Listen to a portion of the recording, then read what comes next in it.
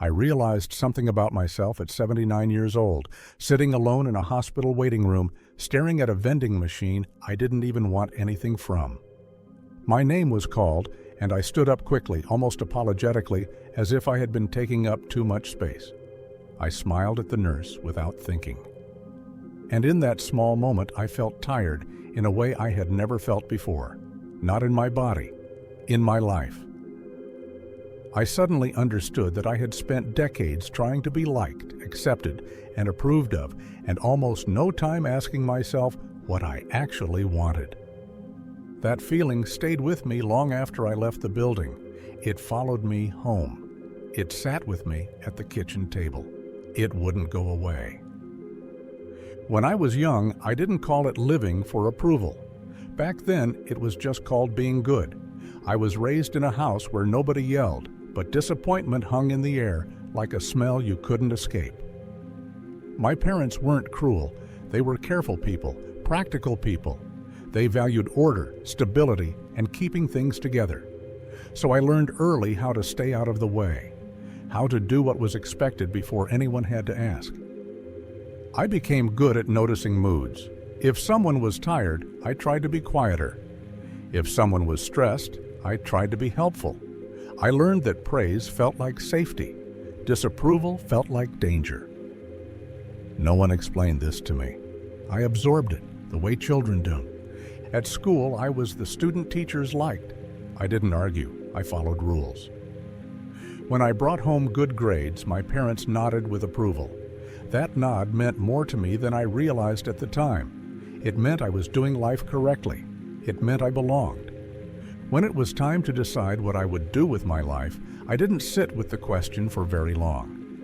I chose something sensible, something that paid regularly, something people respected. I remember telling a friend once that I didn't mind what I did for work. He looked at me strangely, but I laughed it off. Wanting more felt childish to me.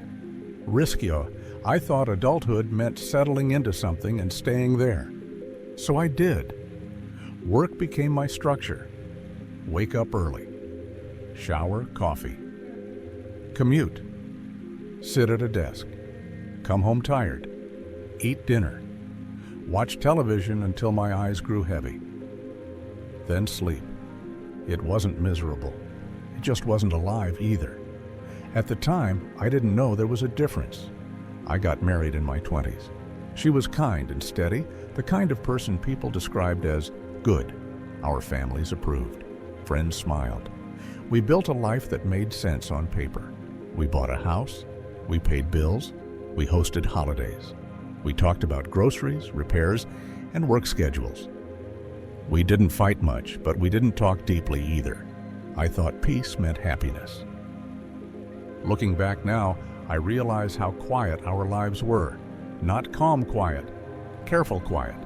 The kind where you avoid saying things that might disturb the balance. I was very good at that. I swallowed opinions. I adjusted myself. I told myself that love was about not causing problems.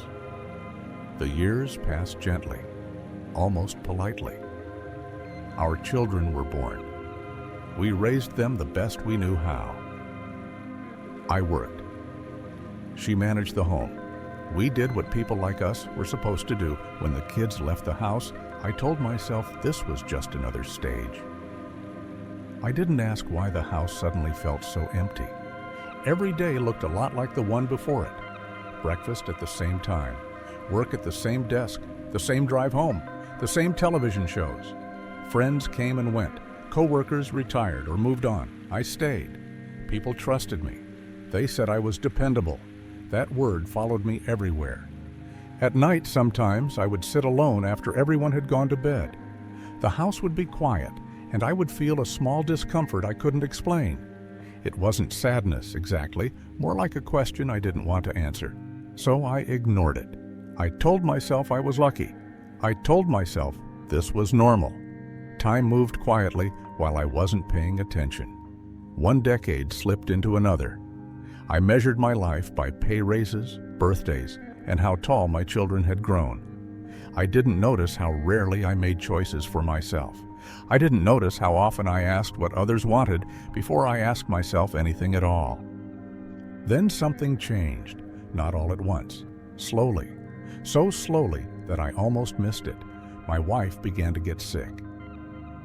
Doctor visits became routine. Pills filled the kitchen counter. Our conversations grew shorter. I took care of what needed doing. People told me I was strong. I nodded and thanked them, the way I always had. I didn't realize then that this was the moment when everything I had avoided thinking about was quietly lining up, waiting for me. At first, her illness felt manageable. Appointments, medications, routines. I was good with routines. They gave me something to hold on to.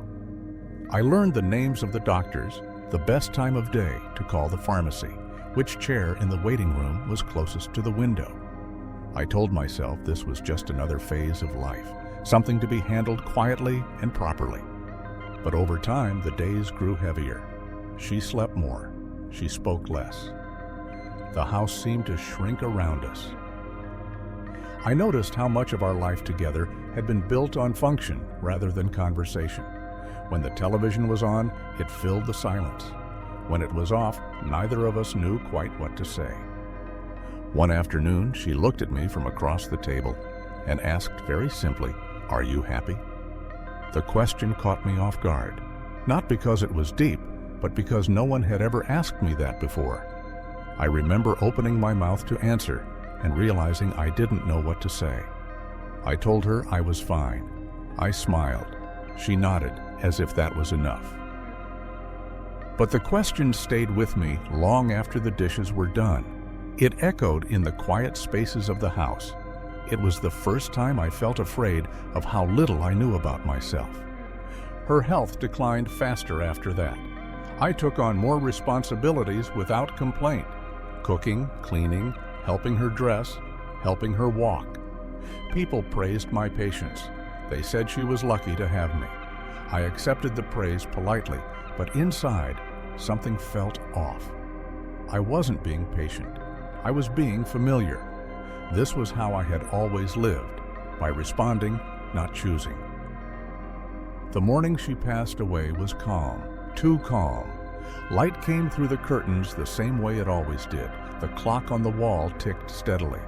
I held her hand and waited for something dramatic to happen, but nothing did.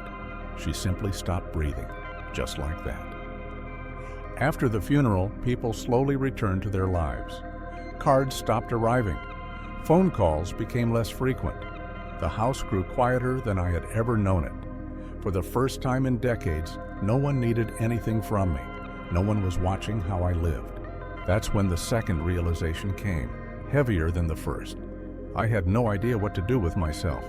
I kept my old routines going out of habit. I woke up early, even though there was nowhere to be. I ate the same breakfast. I sat in the same chair. I watched the same programs. Without work or caregiving to fill my days, time stretched out in front of me, empty and unstructured. I didn't feel free. I felt exposed. Retirement came quietly. A few handshakes, a small gathering, words like well-deserved and long service. I smiled, thanked everyone, and went home.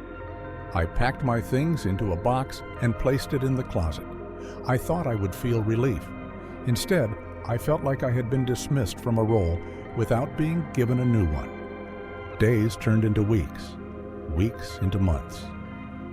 I began to notice how often I waited for permission that would never come. Permission to rest, permission to try something new, permission to live differently. There was no one left to approve or disapprove, and that absence felt unsettling rather than comforting. One evening, I found an old photo album in a drawer. I sat on the floor and flipped through it slowly. There were pictures of younger versions of me, smiling at events I barely remembered, standing in places I didn't recall choosing to go. In every photo, I looked pleasant, acceptable. I couldn't find a single moment where I looked like I was fully present. That thought stayed with me longer than I expected. It followed me into the grocery store, into the quiet mornings, into the empty afternoons. I began to see my life not as a series of decisions, but as a series of responses. Someone needed something, and I provided it. Someone expected something, and I delivered. I don't say this with anger, just clarity. I did what I knew how to do. Now, at 79, I move slower. My body reminds me of time in ways it never used to. I forget names. I repeat stories. People speak to me gently, carefully. I still smile when they do. Old habits are hard to break. But inside, something has shifted. I no longer feel the need to be impressive or useful all the time. I sit longer with my thoughts. I notice how quiet the world is in the early morning. I allow myself to feel small regrets without pushing them away. The biggest regret isn't about money or success. It's about silence. About all the moments I stayed quiet when I could have spoken. All the times I adjusted myself instead of being honest. I thought I was being kind. I see now that I was also being afraid. If there's one thing age has given me, it's this understanding.